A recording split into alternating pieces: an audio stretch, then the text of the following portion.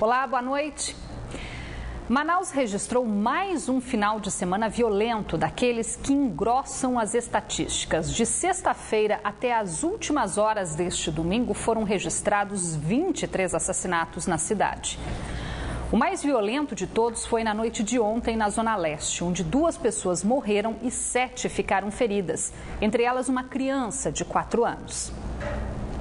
O medo estava estampado no rosto dos moradores desta rua movimentada, no bairro São José 2, na Zona Leste de Manaus. Parecia que a gente estava em uma cena de bang-bang, porque o tanto de tiro que teve aqui parecia até fogos de artifício em final de ano. Uma noite de domingo violenta que resultou em 7 pessoas feridas e em 2 mortes. Denilson da Silva Carvalho, de 17 anos, estava ao lado do pai, que também foi atingido. A tia do garoto viu o sobrinho sendo morto. Aí o bandido que atirou nele disse que não queria saber, que ia matar ele e o filho dele. Aí meu cunhado se jogou, em cima do meu sobrinho para que não viesse pegar nenhum tiro nele, mas mesmo assim pegou um de raspão no rosto dele. E foi quando acalmou tudo, ele se jogou em cima do meu sobrinho, ele foi alvejado com 3 tiros, infelizmente chegou a óbito.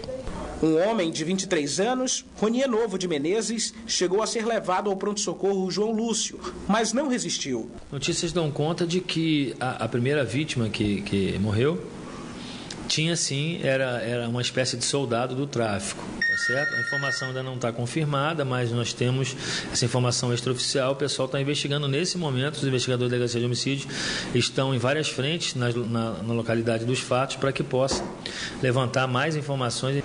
O local é considerado área vermelha e dominado pelo tráfico de drogas. Nossa equipe foi orientada a não ultrapassar essa entrada do beco Boa Sorte.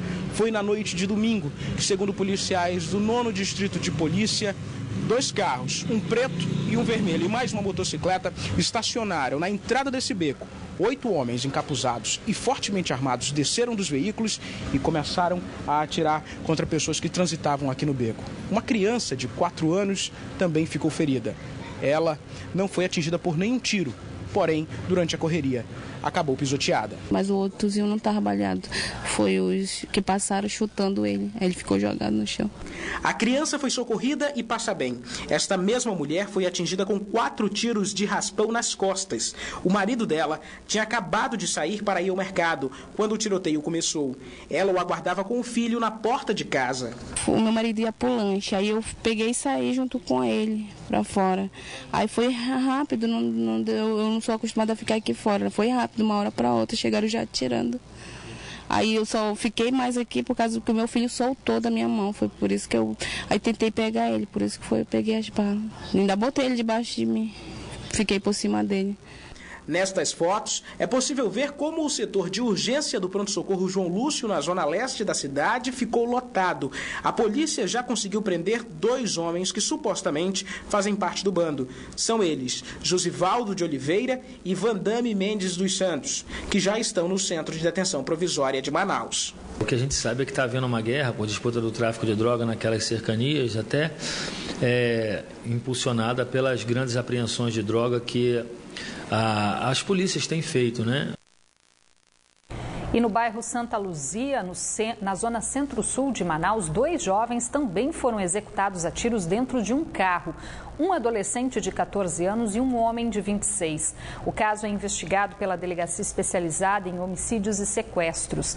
A polícia ainda não sabe dizer o que teria motivado o crime. O que se sabe até o momento é que outros 2 homens estavam no veículo e fugiram a pé logo após executarem as vítimas. Até o momento, ninguém foi preso. Outro tipo de crime que vem preocupando a polícia são os assaltos a bancos. A Secretaria de Segurança Pública do Estado não tem uma estatística, mas a própria polícia afirma que o número de ocorrências aumentou desde o início do ano na capital e também na região metropolitana. Ao mesmo tempo, segundo a Delegacia Especializada em Roubos, Furtos e Defraudações, neste primeiro semestre, pelo menos 10 quadrilhas especializadas em roubos foram presas em Manaus. Um crime que vem preocupando a polícia amazonense. De acordo com o titular da especializada em roubos, furtos e defraudações, os assaltos e tentativas de roubo a bancos aumentaram esse ano. E os bandidos estão cada vez mais ousados. Segundo a polícia, não só funcionários e seguranças são feitos reféns. A Polícia Civil, por um todo, está mostrando resposta a respeito desses crimes que estão sendo perpetrados na cidade. Como podemos observar aí, houve um aumento nos crimes de roubo e furto a caixas eletrônicos, tendo em vista as grandes apreensões de drogas realizadas pela Polícia Civil, mas a DRF e o DRCO estão trabalhando intensamente na elucidação desses fatos. Em abril do ano passado, em uma ação ousada, os bandidos que invadiram esta agência bancária em Iranduba, na região metropolitana de Manaus, conseguiram levar R$50 mil, depois de cavarem um túnel para ter acesso ao cofre. Um ano depois, no fim do mês de maio, outro assalto à mesma agência bancária também foi registrado em Iranduba. Os criminosos conseguiram roubar todo o dinheiro que estava no cofre, um valor estimado de R$250 mil. Mais de 10 quadrilhas já foram presas no decorrer desse semestre desse ano. Agora, como mencionamos, não há uma só quadrilha em Manaus, Nós percebemos a participação de integrantes de outros estados. Na capital, no fim do ano passado, também em uma ação ousada que durou cerca de 20 minutos, os bandidos aterrorizaram clientes e funcionários desta agência bancária no bairro Compensa, na zona oeste de Manaus. Na tentativa de dificultar a ação da polícia, eles ainda usaram ônibus para interditar a movimentada Avenida Brasil. Ainda segundo o delegado, em muitos dos casos, existe envolvimento de organizações criminosas e ligação com os presídios. Na última sexta-feira, criminosos usaram um maçarico para arrombar o caixa eletrônico de dentro do mercado municipal Walter Raiol, na zona sul da capital. Os bandidos levaram uma quantia que não foi divulgada. Os criminosos também têm procurado ferramentas eficientes para roubar os caixas eletrônicos. Um equipamento para corte em metalúrgica está em plena moda, segundo a polícia. Máquinas serra-copos, onde eles conseguem perfurar as chapas de aço dos caixas eletrônicos, e tem quadrilhas que agem, como eles chamam, no vapor, ou seja, durante o dia vêm a bordo os vigilantes e rendem os clientes e conseguem retirar malotes dos estabelecimentos bancários e sair em fugas. E ainda para dificultar a investigação policial, os criminosos também acabam levando o HD dos computadores que capturam as imagens das câmeras de segurança. Neste domingo, a polícia de Manacapuru prendeu uma quadrilha suspeita de ter assaltado uma joalheria no município no último sábado. 4 suspeitos foram detidos pela polícia militar em um carro, onde foi encontrada parte das joias roubadas. Em seguida, mais 5 homens foram presos em um sítio. No local, os policiais encontraram o restante das joias e também apreenderam 4 carros roubados. Os produtos roubados somavam mais de R$150 mil. Fotos gravadas no celular de um dos suspeitos ajudaram a polícia a encontrar o restante do bando. O Tribunal Regional Eleitoral do Amazonas inaugurou hoje mais um posto para a realização do cadastramento biométrico em Manaus. Para conseguir votar nas próximas eleições em 2016, todos os eleitores de Manaus e da região metropolitana precisam fazer um novo cadastro no Tribunal Regional Eleitoral, o cadastro biométrico. O processo consiste em retirar as impressões digitais das mãos para evitar fraudes no processo eleitoral. Esta manhã, mais um posto do TRE foi inaugurado no pronto atendimento ao cidadão, localizado neste shopping na Alameda Rio Branco, na zona norte da capital. Nós queremos que o cidadão possa fazer sua biometria o mais próximo possível da sua residência. Estamos inaugurando esse posto hoje com 10 guichês, mas teremos 15 guichês aqui neste shopping. Dona Maria precisou de alguns minutos para quitar todas as pendências com a Justiça Eleitoral. Vou ter que votar porque eu estava dependente, eu não votei em 2010. Então paguei uma multa, mas graças a Deus já foi resolvido.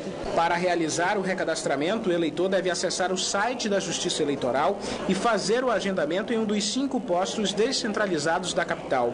Os documentos necessários para realizar o recadastramento são documento oficial com foto e comprovante de residência. Essa somatória de postes nós pretendemos oferecer com a maior brevidade possível o maior número de guichês para essa população da Zona Norte não ter que se deslocar para os outros pontos da cidade, aumentando assim a nossa possibilidade de concluir a biometria em menor tempo. A proposta do Tribunal Eleitoral é aumentar o número de postos de cadastramento para que o processo seja finalizado até o mês de janeiro do ano que vem. Para este eleitor, quanto mais perto de casa, melhor. É melhor para a gente porque a gente está com tempo aí querendo pedir a transferência do nosso título, né? Agora que a gente veio aqui no parque, aí a gente viu essa oportunidade, aí a gente vai aproveitar agora para pedir a transferência. Desde o início do mês, o nível do Rio Negro aqui na capital já baixou 9 centímetros, o que, segundo o Serviço Geológico do Brasil, já caracteriza o início da vazante. Mas com o fim da cheia, aumenta a preocupação com as doenças provocadas pelo contato com a água contaminada e também com os bichos e o lixo que se acumula nos igarapés. Além da leptospirose e da hepatite A, de acordo com a Fundação de Vigilância em Saúde do Estado, no primeiro semestre foram registrados mais de 85 mil casos de diarreia no Amazonas. Aqui basta olhar para saber que a água está poluída e contaminada, mas o difícil para quem precisa enfrentar a situação é se livrar dos riscos. Com a casa alagada, a família de seu João sabe bem o que é isso. O autônomo de 76 anos está sentindo na pele as consequências de ter que viver em meio à sujeira. Além das coceiras, o pior foi a virose, que fez ele perder 10 quilos. Eu peguei uma virose aqui, aí eu fazendo essas coisas assim, caindo dentro d'água, levantando soalho, baixando soalho, aí eu peguei uma virose aí, olha como eu tô. Eu era forte, tô aqui, tô me acabando.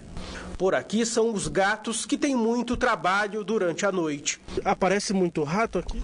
Demais. Entre as doenças mais comuns registradas, a leptospirose transmitida pela urina de ratos é a que mais preocupa. E quando a água fica assim, tomada pelo lixo, é um prato cheio para a proliferação dos ratos. O infectologista e diretor-presidente da Fundação de Vigilância em Saúde do Amazonas alerta que as doenças podem aumentar ainda mais no período em que o rio começa a descer.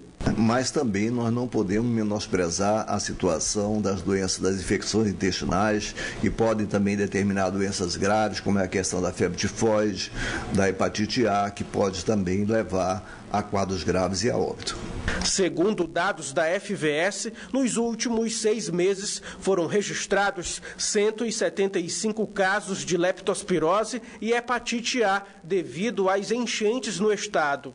Manaus registrou quase a totalidade dos casos de leptospirose. Foram 29 do total de 33 casos confirmados na capital e em municípios do interior. Os dados mostram que 142 pessoas contraíram hepatite A no Amazonas, onde também foram diagnosticados mais de 85 mil casos de diarreia.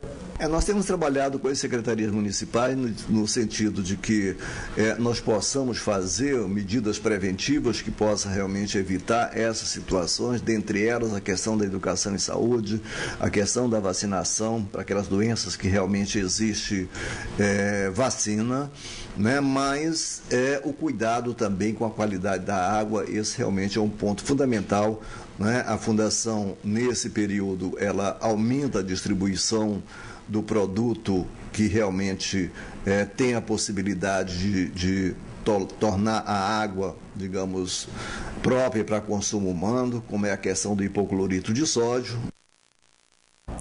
A segunda-feira começou quente e depois de um dia de calor, chove nesse momento em alguns pontos aqui da capital. Vamos conferir agora a previsão do tempo para esta terça-feira em Manaus e também em alguns municípios do interior.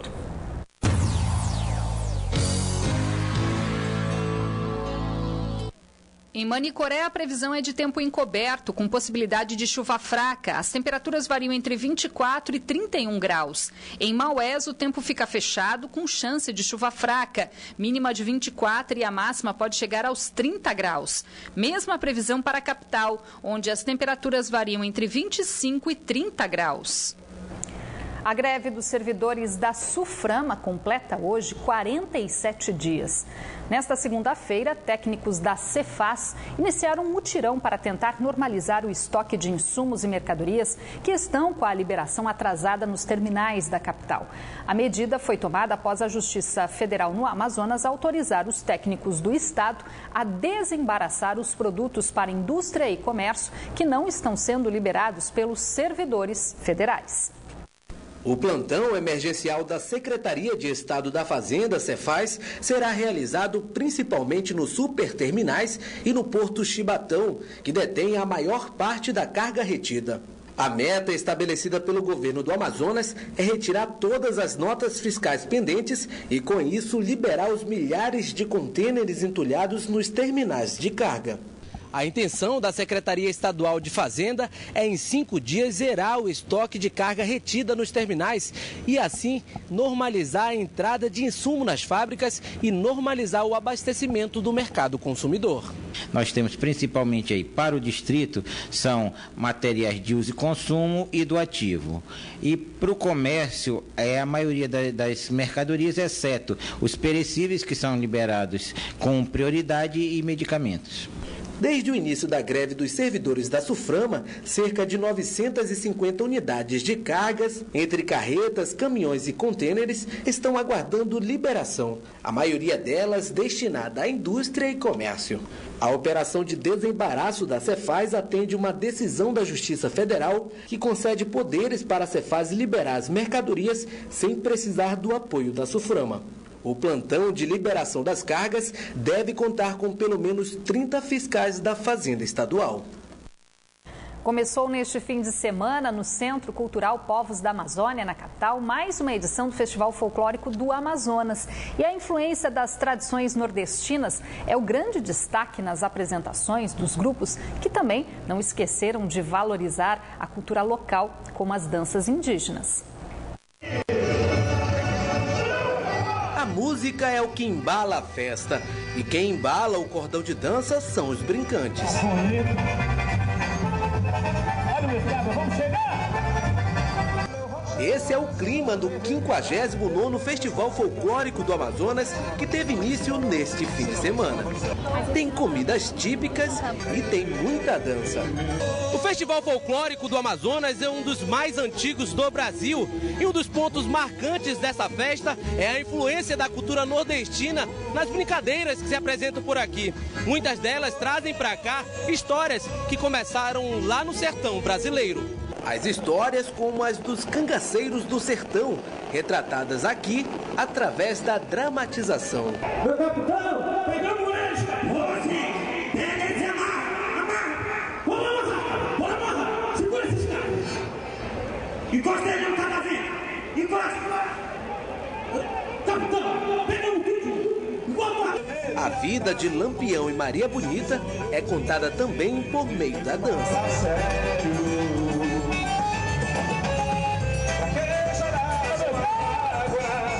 O Amazonas, ele tem uma comunidade nordestina muito grande, né? Então a dança nordestina do Cabra de Capitão Galdino, ela surgiu como uma brincadeira de rua, né? Por influência das pessoas que compartilham dessa cultura. Então o cangaço, ele vem representando toda essa cultura nordestina com as danças, os trajes e o cangaceiro, que é a figura típica do Nordeste. Se você retornar à história, aqui vieram muitos nordestinos em busca do ouro negro, da borracha. Muitos morreram, pegavam paludismo e malária. Mas eles vieram e aqui ficaram e cada dia chega muito nordestino aqui. Mas no Festival Folclórico do Amazonas não tem somente influência nordestina não. A cultura regional também é exaltada durante as apresentações. As tribos indígenas entram na disputa e apresentam o cotidiano das aldeias. Quero agradecer, foi por alto, na minha língua, Suripati. O Festival Folclórico do Amazonas acontece na Bola da Suframa, zona sul de Manaus. Diversão garantida dentro e fora da arena. É muito bom, né, a gente participar dessas manifestações culturais, né? E quando eu cheguei, há mais ou menos 3 horas, já estava apresentando a cangaço, né? E agora está com esse ritual aí, mas é muito legal. Quem antes participava da festa, agora traz apenas o filho para assistir às danças. Eu sempre venho e ano passado eu trouxe meu filho e esse ano de novo. É muito legal trazer as crianças para curtir aí o festival e é muito bom mesmo.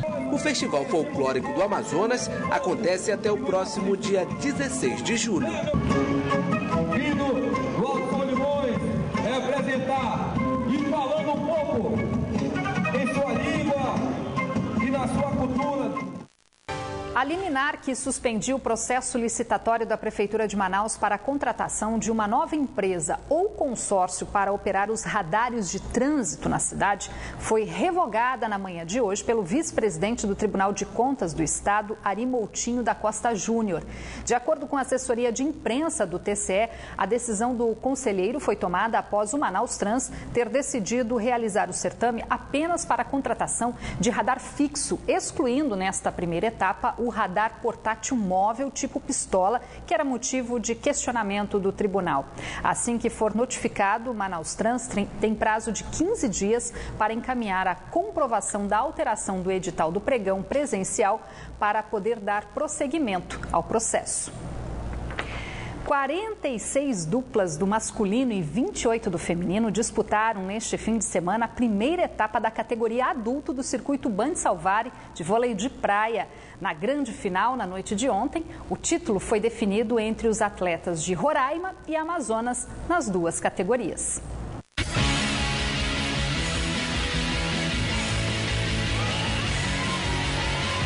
Cada bloqueio daqueles de tirar o fôlego e um errinho, apenas um, definia tudo. Foi assim na sexta-feira. No sábado, quando muitos atletas sem pontuação vieram em busca de uma vaga nas quartas de final, a Ponta Negra foi palco de todos os jogos, inclusive os de domingo. Os últimos da primeira etapa do circuito Band Salvari de vôlei de praia, categoria adulto. Foi um dia em que as emoções de quem competia semifinal e final dentro de quadra conseguia transpassar as vibrações para quem estava na arquibancada. O primeiro jogo começou durante uma tarde ventilada que trouxe sorte à dupla Wesley e Alexander. A equipe de Manaus precisou de 3 sets para garantir vaga na final. De um lado, David e Perna, do outro, Valber e Sheldon. As duas equipes de Roraima. E no segundo set, 21 pontos contra 17, tudo ficou definido. Perna e David se classificaram para a tão sonhada final. Enquanto isso, na quadra ao lado, começava a disputa entre as equipes femininas. A partir daí, concentração total. Era só o início de uma das partidas mais acirradas. De um lado, as amazonenses Mônica e Erlane. Do outro lado, as roraimenses Patrícia e Osanildes. Um jogo duro, com muitos paredões. 7-7 a disputa ficava mais apertada. E não teve jeito. Foi para o tie-break. Patrícia e Osanildes deixaram que em uma jogada mal calculada, quando a bola tocou a rede, que o título do primeiro lugar fosse para a equipe amazonense. E a gente teve muita tranquilidade para os últimos lances, né, do set para encerrar de uma vez sem levar para o tie-break. Mas eu estou muito satisfeita com a parceira, com a vitória, que a gente vai para a próxima etapa com foco. Com certeza, né? Pega mais entrosamento, que a gente se encontrou uns 4 dias. E é isso aí, determinação, a dupla era boa, muito forte também. Um bom nível. Não foi desta vez para as visitantes. Com certeza, vamos se preparar melhor. A dupla está de parabéns, jogou muito, mas a gente errou quando não podia errar. Mas fomos até o fim, lutamos até o fim. Apesar de estarem jogando fora de casa, Perna e David de Roraima não estavam desamparados. Tinha muita gente torcendo por eles, mas os anfitriões Wesley e Alexander não davam chance. Nada poderia sair errado, nem mesmo a comunicação entre os atletas na quadra. A disputa também precisou de 3 sets para David abrir os pontos de vantagens e o título de campeão chegar às mãos dos roraimenses. É muito saboroso, não tem explicação você virar um jogo onde a gente estava desacreditado, mas a gente sabe o nosso potencial, a gente é confiante no que a gente faz. E a gente sabe que aqui em Manaus tem várias duplas de nível muito forte, sabe que a gente veio do torneio do Qualify e a gente sabe que chegar no principal tinha que dar o gás, porque senão a gente não ia conseguir. Apesar da derrota, a equipe do Amazonas reconheceu o esforço dos adversários. O pessoal está muito bem preparados também, né? De vem treinando juntos há muito tempo, a gente quase não tem tempo para treinar e chegamos no... Nosso objetivo era chegar nas semis, nas finais, e conseguimos chegar a uma final, um jogo lindo desse, né? Acho que para a torcida foi um espetáculo, né? A primeira etapa do circuito Band Salvário de Vôlei de Praia começou ainda em março. Entre as equipes masculinas foram 46 jogos, entre as femininas 28. Em todos os jogos, a plateia participou. É que durante os intervalos o público caía em quadra, enquanto na arquibancada a torcida também fazia bonito e ganhava brindes. E a Salvário está aqui para apoiar não só o evento, como os atletas, colocar à disposição aqui toda a nossa estrutura de ambulância, a nossa equipe, médico, enfermeiro, socorrista, e fazer a parte mesmo desse evento que é muito bonito e dá um brilho diferente aqui em Manaus. Acho que é incessante de melhorar o nosso nível de voleibol, e essa parceria com a Salvário e com a Band vai fazer com que a gente realmente cresça e dê a possibilidade desses atletas que estão fazendo voleibol hoje aqui, possa realmente ter uma oportunidade melhor de treinamento, de participação a nível nacional. E se o resultado foi tão positivo, isso quer dizer que vem por aí mais edições do circuito Band Salvário de Vôlei de Praia nos próximos meses. Aguardem. A gente fica por aqui. Boa noite. Até amanhã.